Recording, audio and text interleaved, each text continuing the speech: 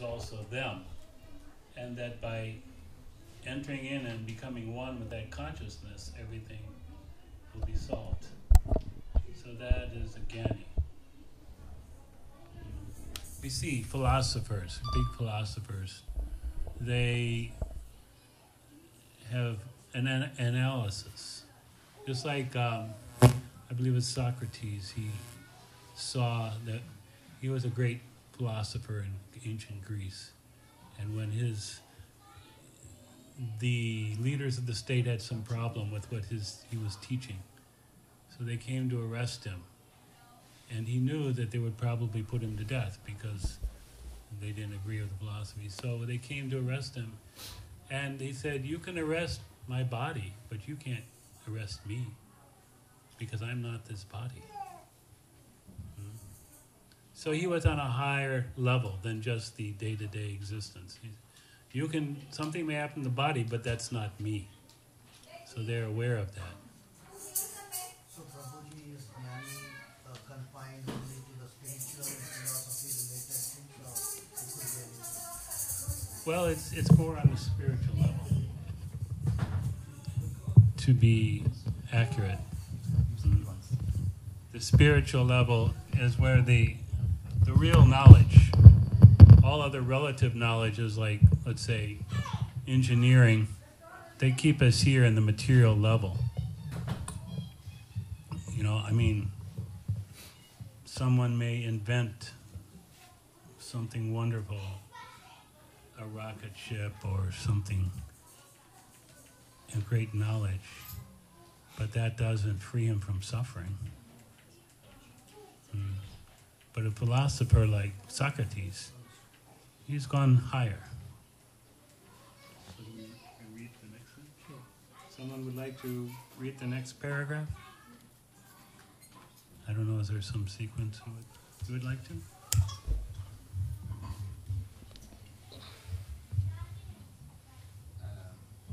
Yogis try to acquire some mystic power to exhibit a wonderful show. For instance, a yogi can become very small. If you put him in a locked room, he can come out through any little space. By showing this kind of magic, the yogi is immediately accepted as a wonderful man. Of course, modern yogis simply show some gymnastic, they have no real power. But the real yogi has some power, which is not spiritual but material. Okay. So I would ask, does anyone ever met such a yogi? Yes. You have. All right. Please explain. There are yogi everywhere, even in the Western world, or pretended to be yogi. Okay. They do sometimes incredible feats, but they maybe use tricks or other things like that. That's true. So I was almost losing my faith when I met these people because they misleaded me and others. Then, fortunately, returning to the Bhagavad Gita, I understand the difference and that these people don't cheat me anymore. Yes, that's true. The yogis that are described here, generally they have some unusual power, which ordinary people don't have. And that's very astonishing. Nowadays, they'd be compared like magicians. I don't know, you may have heard or seen some great famous magicians. There was one magician, he made a big claim that he could make a whole train disappear. And he put a big cloth over the train, and they pulled off the cloth, and the train was gone. And everybody thought, wow, he's incredible. And then later on, they revealed what the illusion was. Prabhupada described hundreds of years ago, there was a king, and he invited different entertainers to come before him, and one man was a magician. And he came, and he was putting on some kind of show, and somehow or other, he said something, and I believe caused some friction, And one of the queens of the king became very upset. Oh, why is he saying that? And so he began to speak more, and his assistant started fighting with him, and gradually he involved the audience, and everybody was fighting, and so many people died in that from the entertaining group. And the king, instead of being very happy, was totally disturbed. Now, I invited these people to give me a show, and now they're all dead. And he was just completely morose and upset. And he had before said, I will, award half my kingdom to the person who can really satisfy me with their entertainment.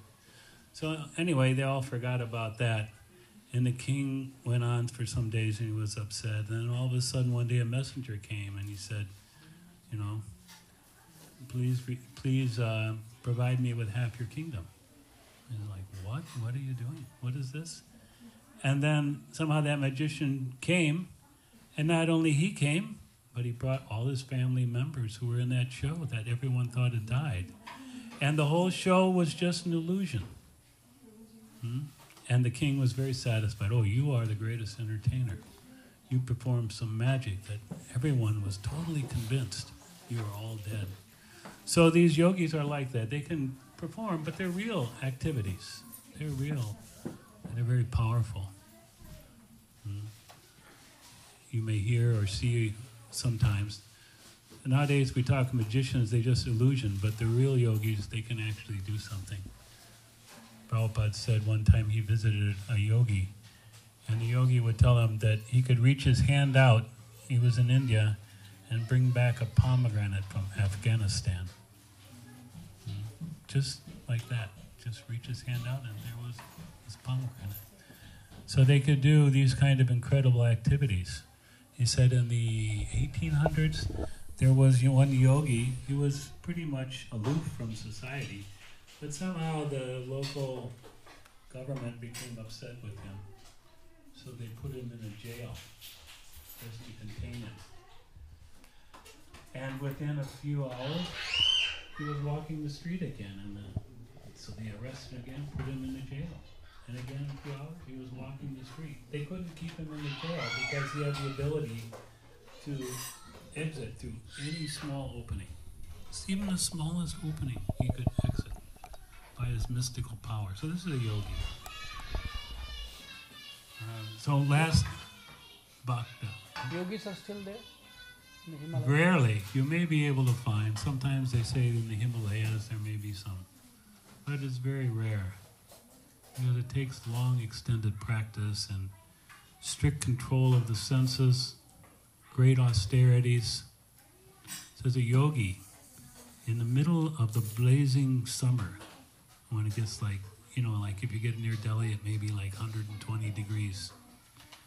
He'll build a fire all around him. He'll go and he'll sit there in the summer, in the middle of this blazing fire, very peacefully. So he learns to tolerate all these things. Or he'll go in the freezing cold winter and stay in the winter. So they have all these tolerances they can do, but very rare to see this these days. Such semi-yogis are propagating themselves as God right now in India, some of them. That is naturally what happens. There was one yogi in Srila Prabhupada, my teacher. His teacher was Bhaktisiddhanta, and Bhaktisiddhanta's father, Bhakti Vinod Thakur, lived near Navadvip, Bengal, and also in Calcutta. And he was a magistrate. He was like a judge for the government, local government. And there was a report that there was a very powerful person, yogi, and he would perform all kinds of incredible feats. He would enter into the fire, he'd walk into the fire and come out untouched. He could do different things, so people would go and worship him. But it was also reported that some of the men were complaining that he was taking their wives away and seducing them. So they complained, and so Bhaktivinoda Thakur went there and arrested him. And somehow he arrested, even though they were very much afraid, he personally helped arrest him. And they put him in the jail, and he was being tried. And that yogi, he threatened that, oh, if you do not release me, all your family, you and all your family members will die. So it so happened that they all came down with a very deep fever. It looked very dangerous. But Bhaktivinoda Thakur, he was a bhakti yogi. And he would simply depend on the Lord. He said, let us all die, but this cheater, he will be punished. Because he's cheating the people. He was telling people that he was God. He was Vishnu. And therefore they should worship him. He said, you are not Vishnu. You are an ordinary soul with some special power. Anyway, so it happened that the next day they had the trial, and somehow Bhaktivinoda, in spite of high fever, he was the judge. He pronounced him guilty. And just as they pronounced him guilty, one man jumped up and cut the yogi's hair off. And then the yogi he collapsed on the floor. He was put in the jail, and a month later he died. He died. So, Bhaktivinoda Thakur is like this. Bhaktivinoda Thakur, yes, he's the second from the right in the succession of teachers here, gurus. So, yes, there are some powerful yogis, but the power of Krishna Bhakti is superior because it has all the power of Krishna. So now let us hear about the power of Bhakti and what is a Bhakta. Anyone like to read the next paragraph?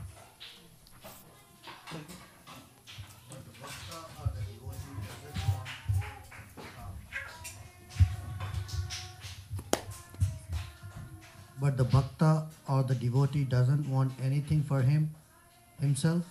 He simply wants to serve God out of love, just as mother serves her child. There is no question of profit in a mother's service to her child. Out of pure affection and love, she cares for him.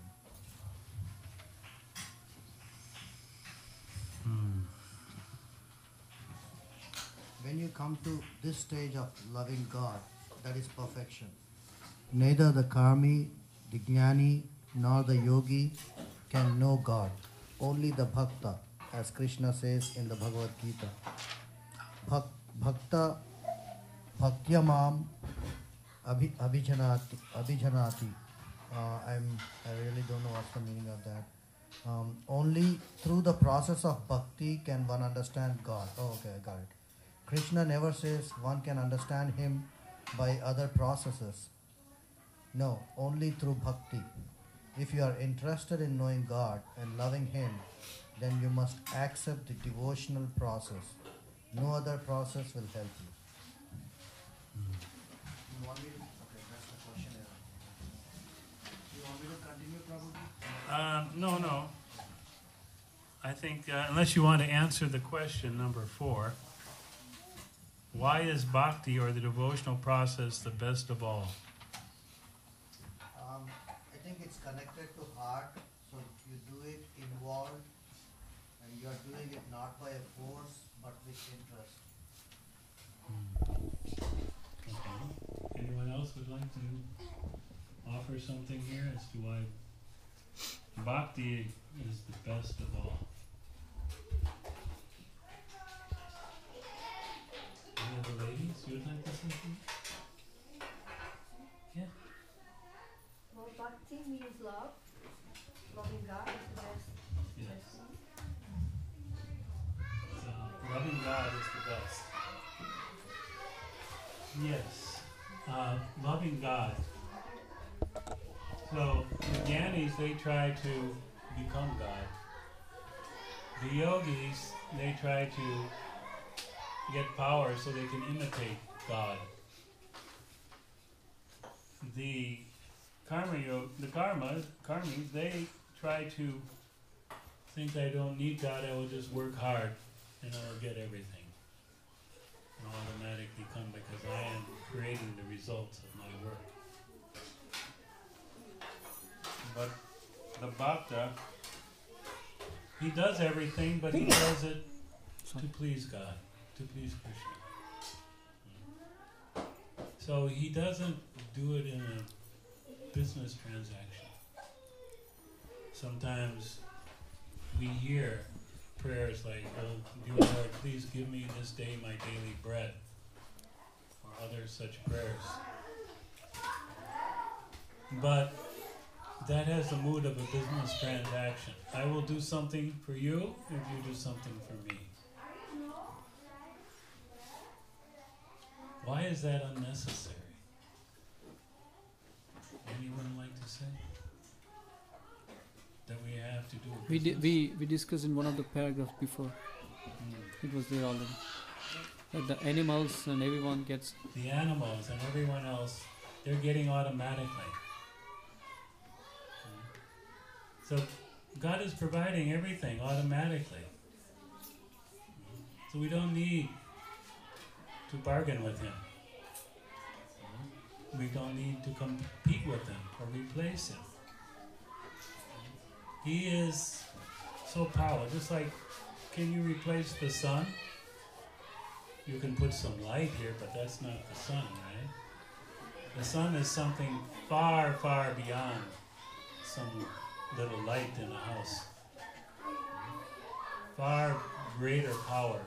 It will go on for millions and millions of years. This light bulb we burned out in a few hours. And we can only illuminate one little room. The sun illuminates the whole universe. And not only does it illuminate, it creates heat.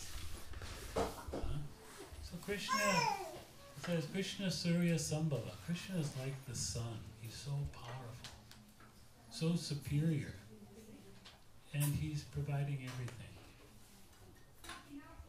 So many of us have been parents or hope to be parents or something like that. So we know that the child is little baby is helpless, right? He can't do anything for himself. Even when they get 2, 3, 4 years old, they can do very little for themselves. They're dependent on the parent. And the parent takes care.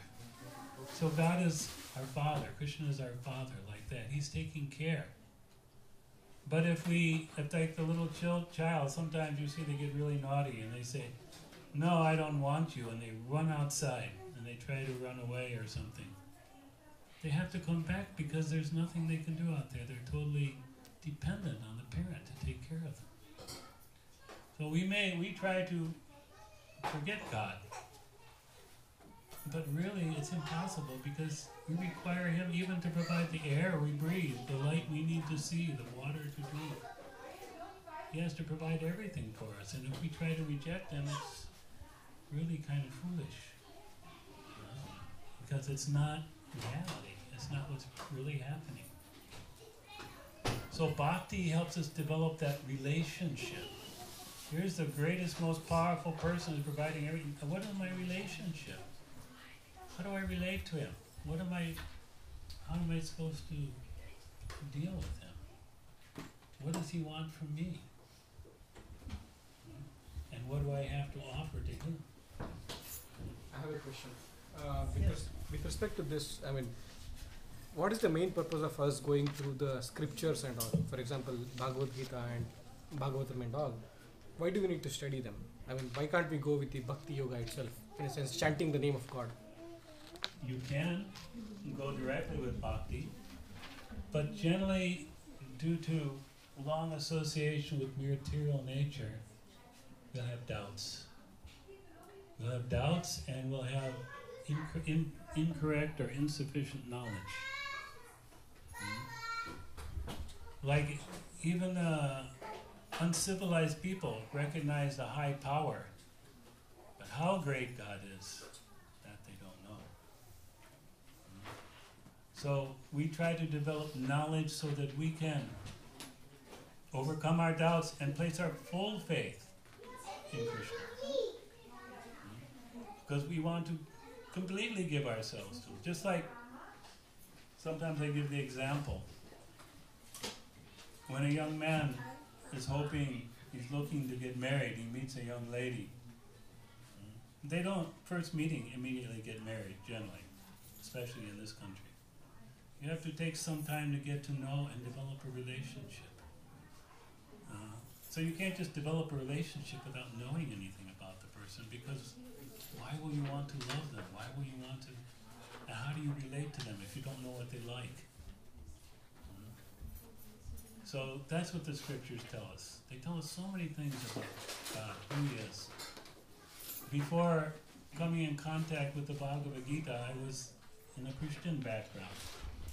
But there's no knowledge as to what God does all day. Does anyone know what God does all day? What does He do? Some think He just sits in some big throne, He has a big beard, and He was just ordering different things. But the Puranas, the Srimad Bhagavad Purana, tells us so much more detail. How He exchanges love with His completely devoted associates. How His mother loves Him so much she thinks that if I don't feed Him, He may die.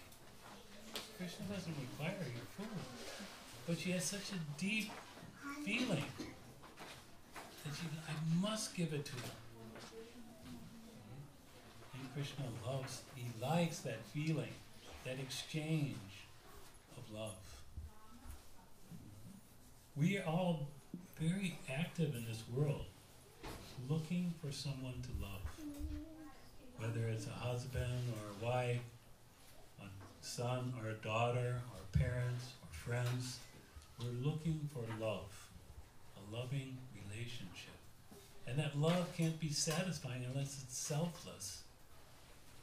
If they're always asking something for you before they'll do something, that's not pleasing, that's not satisfying. But the real understanding we get from reading the scriptures, the Vedas, Bhagavad Gita, Srimad Bhagavatam, is that our relationship with God is natural. It's inherent in us. It's just covered over. And we can uncover it and we can discover it very naturally. That's what we want. We want to discover and discover that deep love that He has, that He gives Himself. Here He's the supreme God. No one superior to Him. He has all power, all knowledge, all wealth. And yet He wants something from you. He wants your love. He wants you to give your bhakti to Him. That's what He wants. And He'll give everything to you. Because like a little child, they don't have to beg the parent, oh, you please give me some food today, huh? You don't have to beg the parent. They automatically give all that. So in that scenario, do we need to go through, is it a necessity to go through the scriptures? Is it a prerequisite for going through the scriptures? Ultimately, no, it's not.